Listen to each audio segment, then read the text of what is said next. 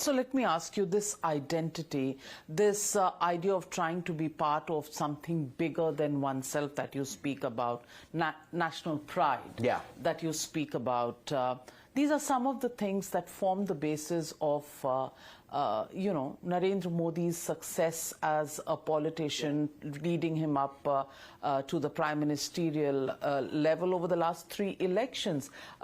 Commonality there is coincidental or value system based? I think it's values based. I admire a number of leaders in other countries, and PM Modi is obviously high on that list, of people who have taken pride in their own country. I think that's a good thing for a citizen of a nation, to be grounded.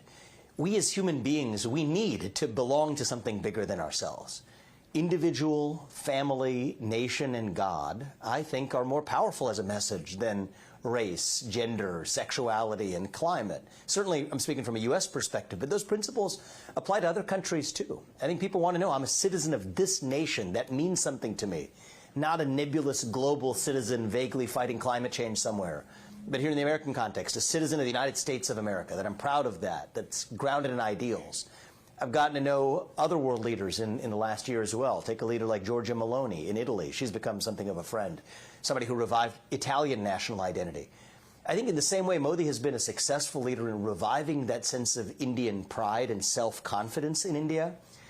I do think that's an important point, that self-confidence was missing. When I visited India in the 1990s, coming from America, there was a kind of inferiority complex, I'm speaking bluntly, but a psychological sense of inferiority. And I think that a great leader of a nation, not a good leader, but a great leader of a nation, can revive that sense of pride and conviction in oneself, in one's own identity, in one's nation's identity. But I'm looking at this from an American perspective, right? I'm American-born, I'm American through and through. I'm proud of my Indian-American heritage and my Hindu faith, but I'm American. And I'm interested in looking at how we revive that shared sense of national identity in the United States of America. And the beauty of this country is it really is founded on a set of ideals that brought together a divided, religiously diverse, ethnically diverse people over the last 250 years. What are those ideals in the country today? Merit, free speech, self-governance, the rule of law. I think if we're being honest, we have lost some of those characteristics in America, but I don't think it has to stay that way. And my mission is to revive them in this country in whatever way I can.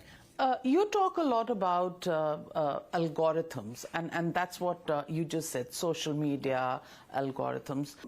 Is that a conspiracy theory, or is that something that is happening across the world?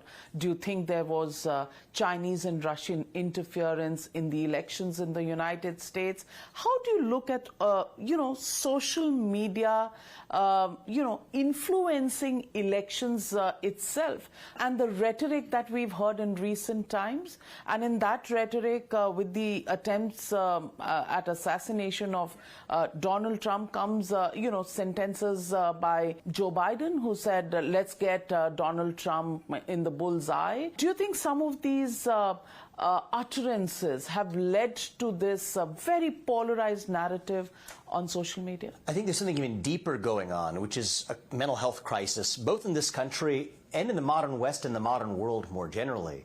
But what these social media algorithms do is they prey on those insecurities, right? They cause you to click on something more quickly than the other thing if it strikes an insecurity or generally a negative emotion in your heart. And so in some ways it's throwing kerosene on a fire, a mental health epidemic that's already burning, really turning that into a conflagration.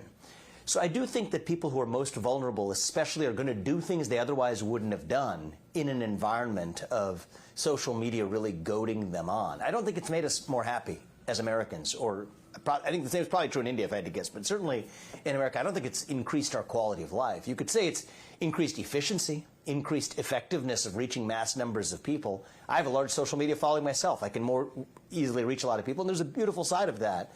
But I think on net, the way these algorithms work have really been preying on our psychological insecurities and frailties, especially in youth. So you got to draw a distinction here, because in adults, there's some things that have positives, some things that have negatives. One of the areas where I draw a distinction is I don't think kids under the age of 16 should be using AI-powered or algorithmically powered social media. When you're a fully formed adult and you're grounded, then you can deal with those risks. Just as we say for tobacco or alcohol or even for unhealthy foods of various kinds. As an adult, you're free to make your own choices.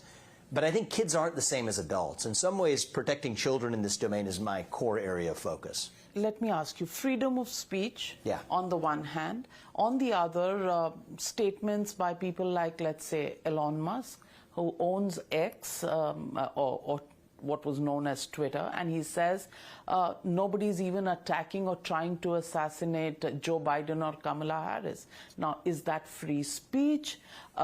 Is that conspiratorial? Is it... So I'm not familiar with the specific statement you cited. I should say Elon has become a good friend over the course of the last couple of years. He's somebody who has created some of the most valuable companies on the planet, because what are companies valuable for? They provide something of great value at a lower cost than it takes for people to be willing to pay for them. I think that's a beautiful thing.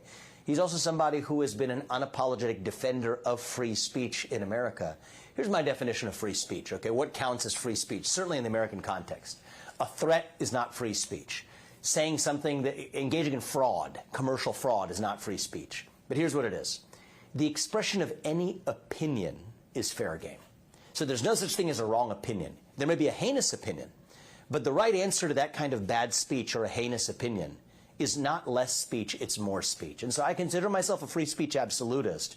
But what does that mean? It means all opinions are fair game. And I think, personally, the path to truth, really, you can even think about this, hopefully will speak to many Indian Americans. It's an important part of the Hindu tradition, right? Satyam. It is grounded in the truth. What is the path to truth? In our civic sphere, in the normal everyday life, it runs through free speech and open debate. I think free speech is a precondition for peace, actually. Because if you tell people they can't speak, that's when they scream. If you tell people they can't scream, that's when they tear things down. And so I think that free speech is not just some liberal arts luxury. It's not some academic, theoretical ideal. It is very practical, both for preservation of peace and for our path to actually understanding what is true. I think we would have understood that COVID was originated in a lab in China much sooner if we had been allowed to say that COVID began in a lab in China. I think we would have reached the answers to a lot of much more difficult questions relating to the fact that many of these COVID policies didn't work, school lockdowns, et cetera. We would have gotten to the right answer sooner if we had been allowed to debate them. So that's why free speech is such a core value to me. I am the future that was born 100 years ago. I am the purpose that emerged with India's independence to be a force for business that makes doing good our business. Towards an independence where knowledge sets us free. To think big and achieve bigger. To take India to the world and the world to India. Creating pathways of self-reliance. To stand for progress, the planet and the people. Towards a future made perfect. And be a force creating abundance. Because independence is not a moment in history. It's a never-ending path to prosperity. Aditya Birla Group, a force for good.